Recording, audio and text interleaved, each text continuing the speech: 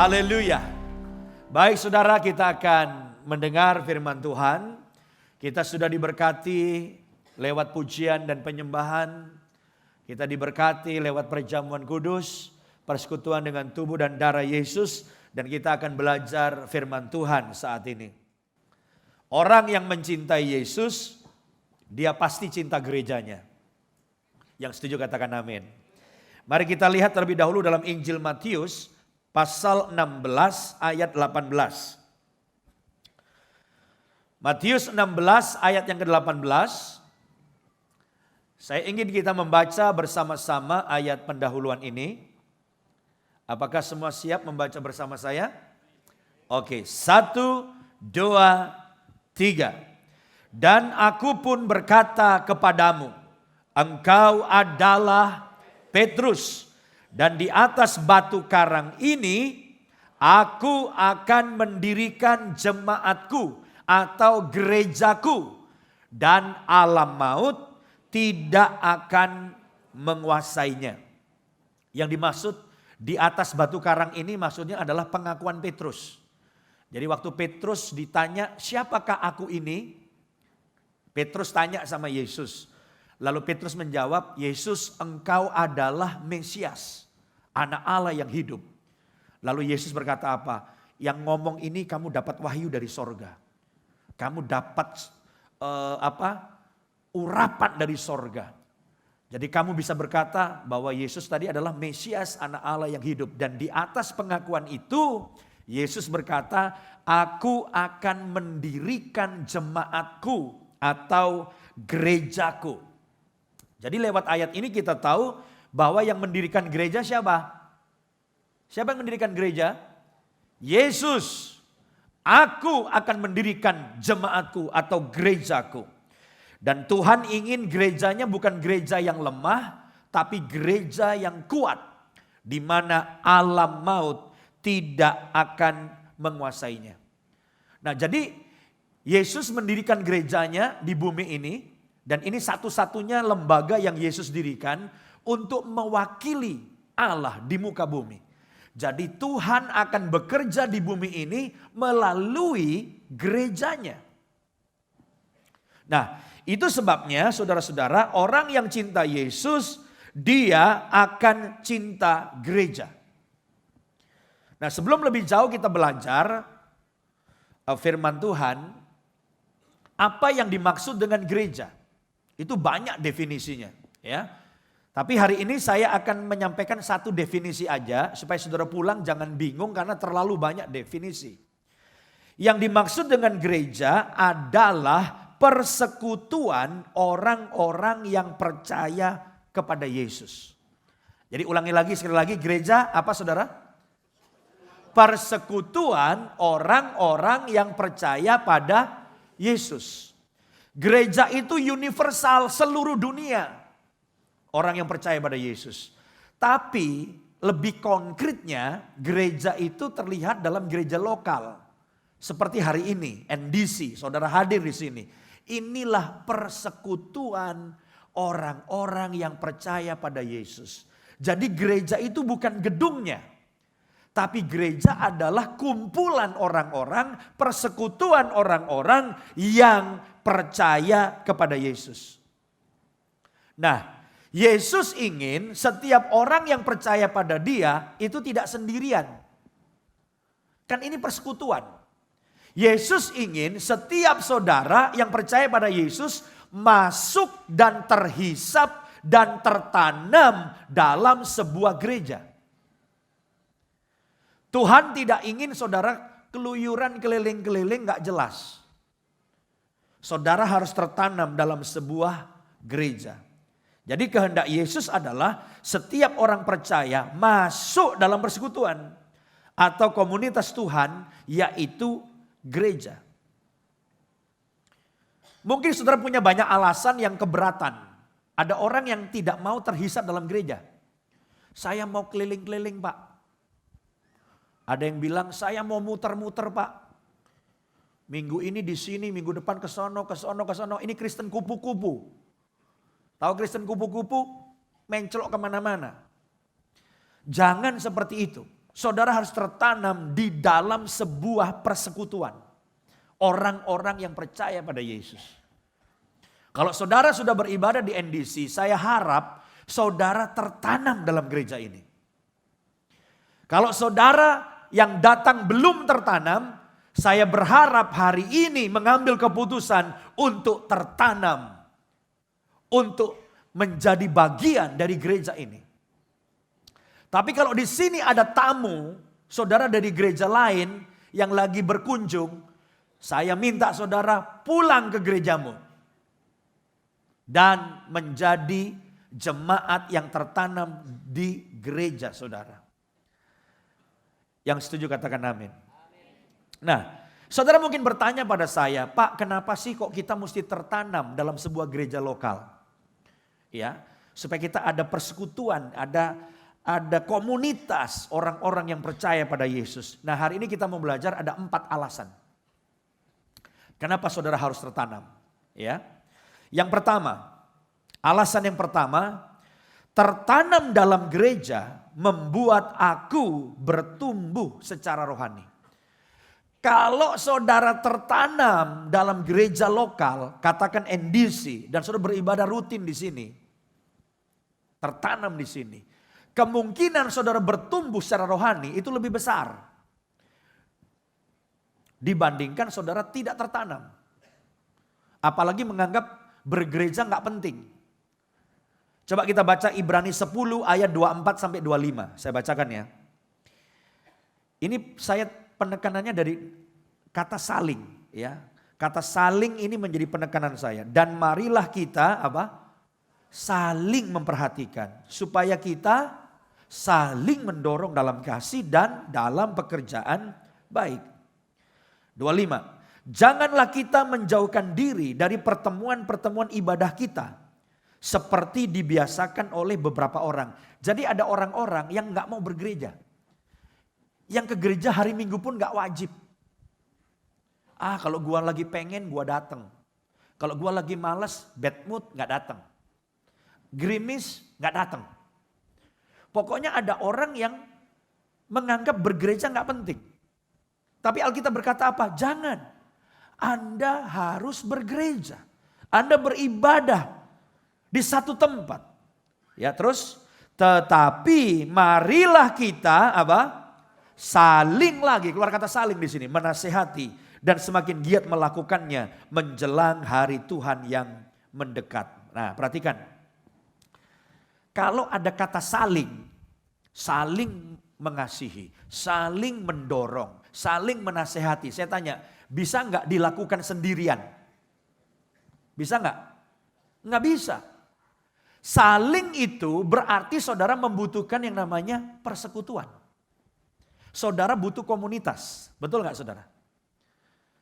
Kalau saudara jadi orang sendirian, nggak mau tertanam dalam sebuah gereja, suka-suka gua sendiri, saudara nggak bisa bertumbuh secara rohani. Karena Alkitab selalu berkata saling. Artinya persekutuan tadi. Ada komunitas. Nah, selain itu, kenapa kita harus terhisap dalam sebuah gereja? Sebab kalau saudara muter-muter, apalagi ikut banyak persekutuan doa, saudara pikir itu bagus. Tapi saya ingin kasih tahu, Anda tidak mendapat pengajaran firman yang berkesinambungan. Saudara akan dibikin bingung. Saudara nggak tahu nih mana, kadang-kadang bertentangan. Itu sebabnya penting sekali tertanam dan bukan berputar-putar. Saudara akan mendapat firman Tuhan, pengajaran. Kita punya tema tiap bulan. Kita mempelajari Alkitab tiap bulan dengan tema yang berbeda-beda. Kenapa? Supaya saudara belajar firman Tuhan. Dan mengalami pertumbuhan rohani yang baik. Dan ketika saudara tertanam di satu tempat, pertumbuhanmu lebih cepat. Contoh. Ini ada 2 speaker nih, ya 2 speaker. Katakanlah ini ada tanaman A, ini tanaman B. Ditanamnya bareng, tingginya 50 cm, itu juga 50 cm. Tiap hari disiram tanaman A dan tanaman B, dikasih pupuk yang sama. Hanya bedanya tanaman A itu didiemin gitu aja, dikasih pupuk, disiram. Tanaman B tiap 3 bulan, itu ditarik keluar dari potnya, pindahin pot baru. 3 bulan kemudian keluarin lagi dari potnya, pindahin pot baru. Selama 1 tahun. Selama 1 tahun tanaman B pindah pot berapa kali? 4. Oke. Karena tiap 3 bulan diangkat keluar, pindahin pot. Setelah 1 tahun saya mau tanya sama saudara. Mana pohon A atau tanaman A dan tanaman B yang pertumbuhannya lebih cepat? Mana? A. Tanaman A tingginya hampir 2 meter. Tanaman B tingginya cuma nambah 10 cm kali, kira-kira gitu. Cuma 60 cm. Pertanyaan saya, apa yang membedakan pertumbuhannya? Yang satu cepat, yang satu bantet. Nggak naik-naik tingginya. Apa yang membedakan? Karena tanaman B tiap 3 bulan pindah pot. Pindah lagi, 3 bulan kemudian pindah lagi. Jadi nggak sempat bertumbuh, pindah lagi. Nah sama dengan orang Kristen yang hobinya pindah-pindah. Saya ke gereja ini, praise and worship-nya kurang. Oh no bagus, pindah. Ini praise and worship-nya bagus, khotbahnya kurang, pindah dia. Pindah. Akhirnya apa? Malah gak bertumbuh. Dan tidak ada gereja yang sempurna. Yang bisa memenuhi semua kriteria saudara.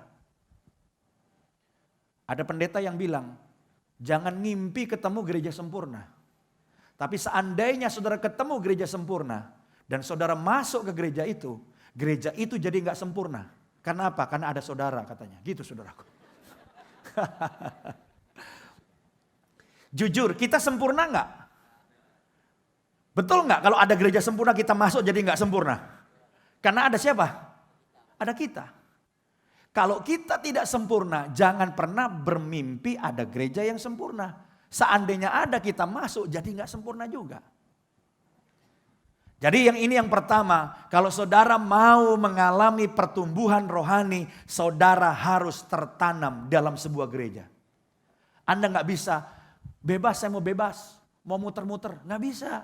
Saudara nggak bisa bertumbuh. Ini yang pertama. Yang kedua, tertanam dalam gereja membuat aku memiliki keluarga rohani. Tahukah saudara bahwa keluarga itu begitu penting? Dan hanya ketika saudara tertanam dalam sebuah gereja lokal, maka saudara akan menemukan keluarga rohani. Efesus pasal 2 ayat 19, coba saudara lihat. Demikianlah kamu bukan lagi orang asing dan pendatang, melainkan kawan sewarga dari orang-orang kudus dan anggota-anggota keluarga Allah. Kalau saudara keliling aja mau bebas jadi tamu terus, saudara gak menemukan keluarga. Tetapi ketika kita tertanam dalam sebuah gereja, maka kita dapat menemukan keluarga rohani kita. Siapakah keluarga rohani kita? Keluarga rohani kita adalah saudara seiman yang mengasihi kita dan memberikan dukungan pada kita. Yang kalau kita susah, mensupport. Kita punya problem, mendoakan. Coba lihat Kisah Rasul 12 ayat 5. Ini gereja mula-mula itu seperti keluarga. Saya bacakan ya. Demikianlah Petrus ditahan dalam penjara. Petrus masuk penjara karena memberitakan Injil. Tapi karena ada keluarga, ada gereja. Dan tertanam di situ dikatakan tetapi jemaat dengan tekun mendoakannya kepada Allah. Jadi saudara lihat, kalau saudara tertanam dalam sebuah gereja, itu orang sakit kita besuk yuk. Hanya memang NDC sekarang lagi merubah sistem penggembalaannya. Karena dulu orang masuk ke gereja kita langsung merasa dapat keluarga. Tahun-tahun terakhir ini kita punya perkembangan yang luar biasa. Jadi waktu awal kita hanya punya jemaat 50, 100. Orang masuk semua kenal. Nah oleh pertumbuhan gereja yang luar biasa dan anugerah Tuhan, jemaat NDC sekarang udah belasan ribu. Kalau dikumpulin semua, tiap minggu yang hadir hampir 15.000. Dan kalau saudara tertanam di NDC, masuk gitu aja, Anda belum menemukan keluarga. Makanya kita bikin sistem sekarang, NDC makin bertambah besar, tapi NDC juga ada bagian kecil-kecilnya. Namanya apa saudara? Core. Wah pinter semua udah, core. NDC sama dengan apa di situ tulisannya? Core. Ya. Core, my second family. Core itu my second family atau keluarga rohani lah, katakan begitu. Jadi saya mendorong saudara semua yang berkata, saya mau tertanam dalam gereja ini. Oke. Tapi kalau saudara mau betul-betul punya keluarga rohani di sini, saudara mesti masuk core. Kalau enggak, mana mungkin yang ujung sana kenal sama yang ujung sono? Enggak mungkin karena jumlah kita makin banyak. Tapi core jumlahnya berapa? Berapa jumlahnya core? 30, 20, 30. Jadi saudara masuk gereja ini dan terhisap di core, langsung sudah punya teman-teman. Coba tanya yang ikut core, seneng gak punya core? Seneng. Coba kalau ada masalah, banyak yang dukung gak? Banyak yang dukung. Tapi kalau saudara gak punya gereja, ya, saudara muter-muter, saudara gak menemukan keluarga. Tapi kalau saudara punya gereja tertanam di NDC, apalagi ikut core, masuk core, Anda punya keluarga rohani di sini. Coba tanya sama yang pernah kesusahan. Misalnya ada yang meninggal. Enak gak punya core? Enak karena tiap malam banyak yang datang. Bahkan banyak yang bilang, aduh puji Tuhan loh sejak saya punya core. Waktu ayah saya meninggal, gak beli kacang, kuaci, jeruk, lengkeng. Teman-teman core pada bawa kacang, bawa kuaci, bawa jeruk. Wow. Udah gitu tiap malam rame-rame datang ngobrol menghibur saya. Oh saya punya keluarga. Selain keluarga jasmani ada keluarga rohani. Yaitu gereja di mana saya tertanam di dalamnya. Saya ikut core. My church is my home. Kita punya rumah, kita merasa ada keluarga. Coba yang punya core, waktu menikah enak gak? Enak, karena semua jadi panitia anggota core-nya. Oh yang terima tamu semua berderet, kita anggota core, keluarga. Ada yang jadi terima tamu, ada yang jaga angpau. Yang jaga angpau pasti yang paling dipercaya lah saudaraku ya, karena jaga duit saudaraku. Enak. Jadi saya mendorong saudara semua untuk saudara tertanam dalam gereja. Kalau saudara belum bergereja, saya mengundang saudara semua. Ayo kita punya gereja tertanam dalam NDC. Jangan muter-muter terus. Tapi saya nggak ngajak yang sudah punya gereja loh. Yang tamu di sini punya gereja, pulanglah ke gerejamu. Tapi kalau ada yang belum bergereja, daripada susah-susah di NDC, saya rasa saudara bisa bertumbuh di dalamnya. Yang setuju katakan amin.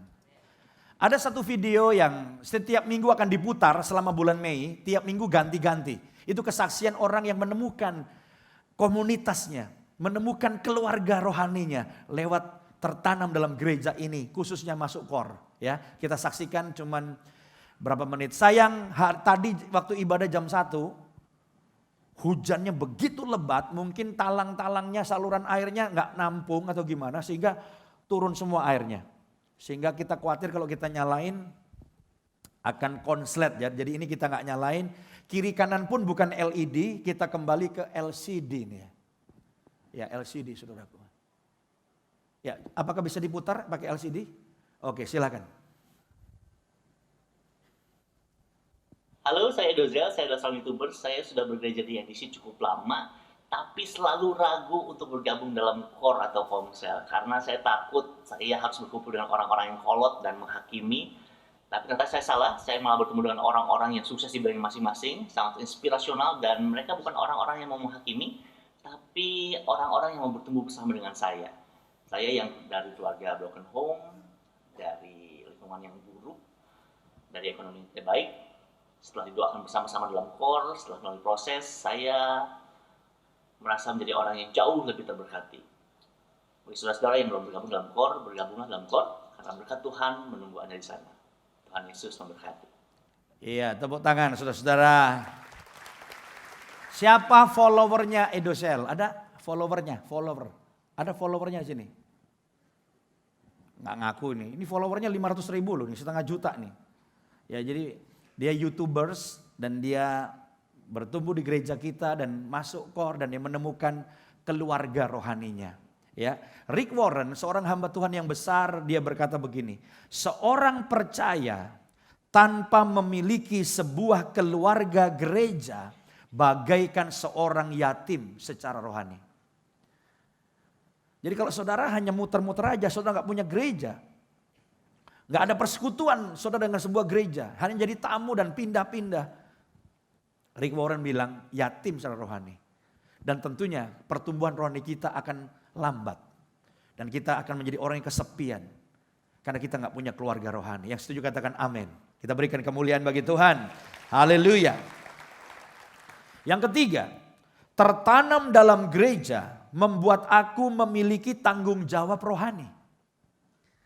Kalau saudara jadi tamu, nggak punya tanggung jawab. Ada nggak di sini yang jadi tamu ikut cuci piring? Ada? Nggak ada. Tamu makan, minum, pulang. Nah itu enaknya jadi tamu. Kalau saudara terus jadi tamu, enak, tanda kutip enaknya. Tapi Anda tidak pernah berbuat apa-apa. Karena apa? Karena saudara nggak punya tanggung jawab. Tapi begitu saudara tertanam dalam sebuah gereja, tiba-tiba saudara punya tanggung jawab. Selain tanggung jawab rohani, saudara tiba-tiba punya rasa memiliki. Tiba-tiba saudara berkata, I love my church. Tidak ada gereja menjadi hebat tanpa jemaat yang mencintai gereja itu. Orang berkata, wow NDC hebat, maju, tuh gembalanya. Gembalanya gak ngapa-ngapain. Tidak ada gereja yang bisa maju dengan pendetanya doang. Tapi di sini ada orang yang tertanam dalam gereja ini, yang cinta gereja ini. Yang bekerja, yang berdoa. Lihat orang-orang yang pakai kaos. Datang paling pagi, pulang paling malam, digaji juga kagak. Tapi kita tahu orang yang punya tanggung jawab rohani, punya tanggung jawab sebagai ini rumahnya dan melayani Tuhan pasti diberkati oleh Tuhan. Ya, kita berikan kemuliaan bagi Tuhan. Haleluya. Jadi ada banyak orang tidak pernah mau tertanam dalam gereja. Kenapa? Begitu Anda tertanam, tiba-tiba sudah berkata, my church is my home. Itu, my church is my home, ini rumah saya. Saya bertanggung jawab menjaga kebersihannya. Coba waktu tadi saudara datang jam 1. Wah seru, lagi saya khotbah loh di jam 1. Tiba-tiba air bah turun. Buret. Tengah buret. Bagaimana orang lari-lari. Siapa yang lari? Tuan rumah lah, tamu. Terus dia bilang, ini gereja jelek, gak nyala, gua pindah deh. Dia pindah deh. Tapi kalau saudara merasa, my church is my home. Aku punya tanggung jawab. Jadi orang rame-rame tadi sampai ibadah yang tadi masih ada banyak ember di situ ya. Sekarang udah diberesin embernya. Beda. Nanti saudara merasa ada tanggung jawab, ada kewajiban. Tapi itu membuat saudara merasa, aku bersyukur karena aku bisa terlibat dalam gereja dan melayani. Coba saudara lihat gaya orang yang tamu, beda. Tamu dia lihat-lihat, gak suka dia pergi. Tamu itu datang dan pergi sesuka hatinya. Itu ada lagunya tuh. Kau datang dan pergi sesuka. Tuh lanjutinlah lagunya. Tamu datang dan pergi sesuka hatinya. Tetapi orang yang tertanam dalam gereja. Gereja ini rumahku. Kalau dia jalan, ada kotoran. Bungkus permen dia ambil. Saya kalau jalan ada bungkus permen saya ambil. Kenapa? Ini rumahku. Berapa banyak anak muda saya lihat dia jalan ada kotoran dia ambil. Tapi ada juga orang yang jalan ada permen karet. Nggak diambil, diratain, diginiin. Rata deh dia. Dia nggak peduli. Coba saudara pergi ke toilet. Kelihatan yang my church is my home. Ada air mengalir nggak ada yang pakai, dia matiin. Tapi ada orang lihat air mengalir, bodoh amat bukan gue yang bayar, dia pergi. Beda. Tapi apakah saudara mau terlibat dalam gereja dan punya tanggung jawab? Anda harus tertanam dalam gereja itu. Selain itu ada tanggung jawab rohani apa? Kalau saudara merasa ini keluarga, apa tanggung jawabnya? Kita mau menegur kalau ada yang salah. Karena ini saudara kita. Dan saudara juga bersedia ditegur. Mau negor, bersedia ditegur. Kenapa? Karena kita satu keluarga. Coba baca ayatnya, Matius 18 ayat 15 sampai 17. Saya baca ya. Apabila saudaramu berbuat dosa, belagaklah tidak tahu. Gitu? Hah? Gimana ayatnya? Sama nggak dengan Alkitab saudara? Apabila saudaramu berbuat dosa, apa dikatakan? Tegurlah dia rame-rame. Enggak, tegurlah dia di bawah 4 mata. Saudara bilang, rese amat sih. Bukan urusan lu. Lu saudara gua. Kita lagi sama-sama ke sorga. Kalau ada yang salah jalan, kita kasih tahu. Amin. Tapi 4 mata. Jangan ngomong 4 mata. Ngomong lagi 4 mata. Jangan bilang 4 mata, sekampung tahu semua. Nah ini masalahnya. Jika ia mendengarkan nasihatmu, engkau telah mendapatnya kembali. Kalau dia sadar, engkau sudah bikin dia kembali. Terus, jika ia tidak mendengarkan engkau, apa saudara? Jangan nyerah, bawalah seorang atau 2 orang lagi. Kepo banget sih. Udah negor gak mau masih bawa saksi lagi. Supaya atas keterangan 2 atau 3 orang saksi, perkara itu tidak disangsikan. Tapi ini keluarga, mesti begini. 17. Jika ia tidak mau mendengarkan mereka, sampaikanlah soalnya kepada jemaat. Umumkan lewat mimbar. Wah, bisa keluar saudaraku. Dan jika ia tidak mau juga mendengarkan jemaat, pandanglah ia sebagai seorang yang tidak mengenal Allah atau seorang pemungut cukai. Intinya yang saya baca ini maksudnya apa? Itulah keluarga. Kita punya tanggung jawab. Kalau yang bikin salah orang di pinggir jalan, boleh nggak kita tegur? Boleh nggak orang di luar sana bikin salah, kita tegur? Ngapain? Ada ayatnya nggak Pak? Ada ayatnya, tuh baca nih. Ya, mana? 1 Korintus 5 ayat 12. Tuh. Sebab dengan wewenang apakah aku menghakimi mereka yang berada di luar jemaat? Kalau di luar jemaat kita nggak punya wewenang. Bukankah kamu hanya menghakimi mereka yang berada di dalam jemaat? Betul nggak saudara? Kalau di luar jemaat, orang nggak kenal Tuhan, siapa tuh orang Mr. X? Saya tegur dia 4 mata. Wah, bisa nggak pulang digebukin. Tapi kalau di dalam gereja ada yang salah, boleh nggak bicara 4 mata? Ada tanggung jawab. Artinya dengan kata lain, mengapa kita tertanam di sebuah gereja? Supaya kita punya tanggung jawab. Menegur dan mau ditegur. Berapa banyak saudara mau ditegur? Angkat tangan. Yang mau ditegur. Benar nih. Mau ditegur supaya apa? Supaya kita jadi benar. Supaya kita bertumbuh dalam Tuhan. Supaya kita masuk surga. Yang setuju katakan amin. Berikan kemuliaan bagi Tuhan. Yang terakhir, yang keempat. Mengapa kita harus tertanam dalam sebuah gereja? Tertanam dalam gereja membuat aku berfungsi secara rohani. Saudara baru berfungsi kalau saudara tertanam. Sebab tertanam dalam gereja lokal menjadikan kau satu tubuh. Baru kita bisa berfungsi. Kalau saudara tidak tertanam, Anda tidak bisa berfungsi. Ayat terakhir kita baca, Roma 12 ayat 4 sampai 6. Ini kalau saudara tertanam, saudara menjadi satu tubuh. Ya saya baca ya, sebab sama seperti pada satu tubuh. Kita tertanam dalam gereja, kita jadi satu tubuh. Kita mempunyai banyak anggota. Tetapi tidak semua anggota itu mempunyai tugas yang sama. Demikian juga kita, walaupun banyak, adalah satu tubuh dalam Kristus. Tetapi kita masing-masing adalah anggota yang seorang terhadap yang lain. Demikianlah kita mempunyai karunia yang berlain-lainan. Menurut kasih karunia yang dianugerahkan kepada kita. Jadi salah satu gambaran tentang gereja adalah tubuh Kristus. Satu, tapi banyak anggotanya. Dan saudara terhisap menjadi tubuh Kristus ketika apa? Saudara terhisap dan tertanam dalam sebuah gereja. Tapi yang penting adalah saudara harus tahu, saudara di mana posisinya, tangan, kaki, kepala. Sebab kalau saudara tertanam dalam sebuah gereja, Anda bisa berfungsi. Kalau tamu, bisa nggak dikasih pelayanan di sini? Selamat datang Pak, oh iya puji Tuhan saya baru pertama kali hadir. Oh bagus Pak, pertama kali ya, besok khotbah ya Pak. Wih gila nih, orang baru datang suruh khotbah. Bu, apa kabar Bu? Selamat datang Bu. Iya, saya baru datang ke gereja ini sore ini. Minggu depan bisa Bu jadi singer? Loh, masa baru datang jadi singer? Bagaimana saudara bisa berfungsi ketika saudara tertanam dalam gereja ini? Ikut M1, membership, jadi anggota.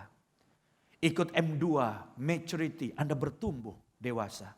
Ikut M3, ministry. Di ministry itu sekarang kita rombak ya, ada 2 tes. Tes-tes ini membuat saudara tahu posisinya tangan, kaki, leher, mata, kepala, atau apa. Jadi tes itu akan menentukan passion saudara di mana dan kekuatanmu di mana. Karena setiap saudara punya nilai 100 di posisi saudara. Kenapa nilainya jadi 5? Salah posisi. Kalau saudara di tangan posisinya dan Anda bergerak seperti tangan, 100 nilainya. Penting sekali saudara tahu posisimu di mana. Dan itu baru bisa berfungsi karena saudara terhisap dan tertanam dalam gereja lokal. Saudara lihat ada orang 20 tahun keliling-keliling gereja. Udah 20 tahun gak jadi apa-apa. Lu pelayanan apa? Gak ada pelayanan. Ada banyak orang lahir di gereja, tua di gereja, tapi nggak ngapa-ngapain. Kenapa? Dia muter-muter aja. Tapi kalau saudara mengambil keputusan, ini gerejaku, my church is my home, ini rumahku, aku mau berfungsi secara rohani, menjadi bagian dari tubuh Kristus, maka saudara akan dipakai Tuhan dengan luar biasa. Dan pertumbuhan rohanimu akan jadi luar biasa. Yang percaya katakan amin dan berikan kemuliaan bagi Tuhan. Haleluya. Yang penting temukan di mana posisi saudara dan berfungsi secara rohani. Tolong jangan terjebak dengan pemikiran hobi saya pasti kekuatan saya. Itu salah. Hobi saya pasti itu bakat saya. Salah. Banyak orang yang hobi nyanyi tidak berbakat menyanyi. Tapi dia maksa jadi singer. 5 kali audisi ditolak, dia tetap doa dan puasa. Memanggil guru les. Tapi dia tidak ada bakat di situ. Tapi dia bilang apa? Saya suka nyanyi. Hobi dan bakat beda. Saya rasa saya punya bakat menyanyi. Saya pernah ikut lomba menyanyi se-Surabaya. Mendadak datang. Boleh daftar langsung ikut. Juara 2 saudara. Juara 2. Keren juga kan? Juara satunya siapa? Yang bikin acara itu. Juara satunya. Saya juara 2. Artinya apa? Saya punya bakat menyanyi. Cuma nggak dikembangkan. Tapi ternyata saya tidak suka menyanyi. Tidak suka dalam pengertian gini loh. Ya nyanyi sih oke gitu. Tapi nggak gila banget. Saya nggak akan pernah pergi ke tempat orang nyanyi. Apa namanya? Karaoke. Saya tidak akan pergi ke karaoke dan saya nyanyi dan saya bayar. Saya bingung, ada begitu orang yang aneh nyanyi keringetan bayar lagi, coba. Saya nggak habis pikir. Apa itu penyebabnya? Saya hanya bercanda saudaraku, saya tahu ada orang begitu dia nyanyi di karaoke. Itu kan dikasih reverb, tahu reverb? Saudara nyanyi kayak ada suasananya. Falas-falas sedikit kalau reverb itu kan blur, nggak kelihatan falas. Jadi dia menipu dirinya sendiri di situ, nyanyi goyang-goyang gini. Saya tidak akan pernah ke karaoke dan nyanyi dan bayar. Kalau saya nyanyi, tolonglah bayar saya, gitulah kira-kira saudaraku. Jadi kalau saudara berpikir bahwa ini hobi saya, berarti itulah bakat saya, salah. Saya adalah gembala di tempat ini. Tapi hati gembala saya, jangan-jangan sama Pak Irawan kalah saya. Di sini banyak pemimpin yang hati gembalanya lebih dari saya. Kalau dengar jemaat sakit 3 malam gak bisa tidur.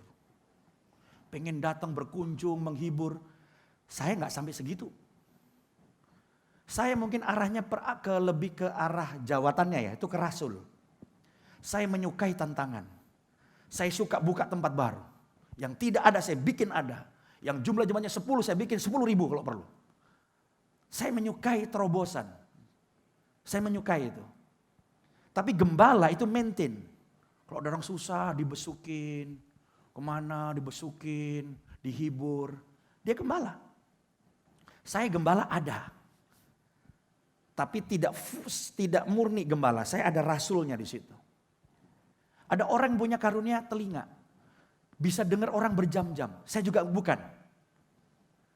Ada orang kalau dengerin ya, ini terpanggil jadi konselor. Tahu konselor? Kalau konselor itu mesti bisa dengerin orang berkeluh kesah berjam-jam. Dia duduk terus, kan mancing terus biar keluar.